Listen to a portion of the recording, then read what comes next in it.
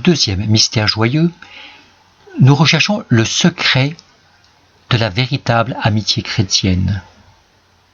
Le premier fondement de l'amitié est la possession en commun des biens de la nature et de la grâce. Nous l'avons vu. Considérons aujourd'hui le deuxième élément de la véritable amitié, la volonté du bien de l'autre. Lorsque Notre-Dame arrive à la maison de Zacharie, tout va très vite. Marie salue Élisabeth. Jésus, blotti dans le sein de sa mère, sanctifie le petit Jean. Celui-ci, comme par contagion, obtient à sa mère une abondance de grâce. Élisabeth loue et félicite sa jeune cousine. Marie, par l'effet de la bonté d'Élisabeth, est enflammée d'un nouvel amour pour Dieu qui s'exprime dans le Magnificat. Les 4 acteurs de cette scène n'ont qu'un idéal au cœur, le bien de l'autre, la joie de l'autre. Ils ne peuvent garder pour eux le trésor qu'ils portent. Ils s'oublient et se donnent au prochain. Voici le deuxième volet de l'amitié, la benevolentia en latin, la ferme volonté de faire, autant qu'on le pourra, le bien de son ami. Regardez Notre-Dame. Elle salue Élisabeth en lui souhaitant et en lui procurant la plus haute paix.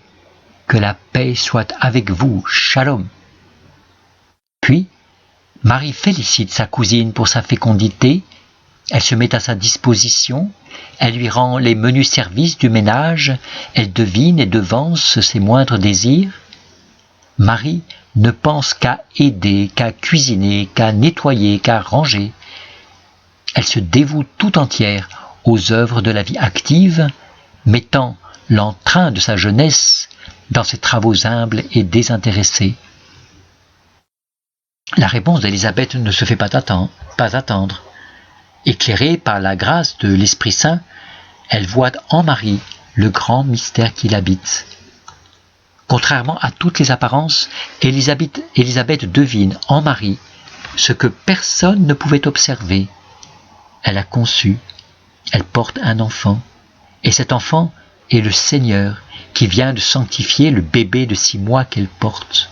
« Vous êtes bénie entre toutes les femmes, lui dit-elle.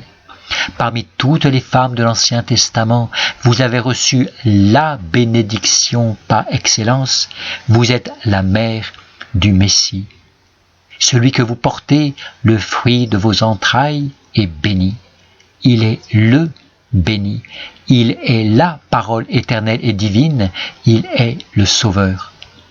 En vérité, vous êtes la mère de mon Seigneur, la mère du Tout-Puissant. Et vous-même, vous êtes ma maîtresse, ma reine, ma dame, Notre-Dame. » Enfin, Élisabeth se tourne vers sa cousine et lui fait le plus beau compliment.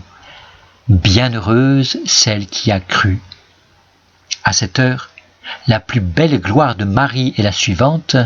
Elle a cru, tout simplement. Pas un seul instant, elle n'a écouté ses propres sentiments, elle n'a douté de la sagesse et de la puissance de Dieu. La foi et la béatitude radicale de Marie est la source de toutes les autres. On notera que dans cette louange mariale, Élisabeth s'oublie totalement. Elle est tout regard, toute attention, toute tendresse pour sa petite cousine devenue si grande. Elle présente un exemple achevé de la benevolentia qui fait l'amitié. Nous demanderons cette grâce, le respect de ce qu'il y a de plus beau dans le prochain, la joie de ce que Dieu fait et de ce que Dieu va faire dans le prochain, le désintéressement pour la joie de l'autre.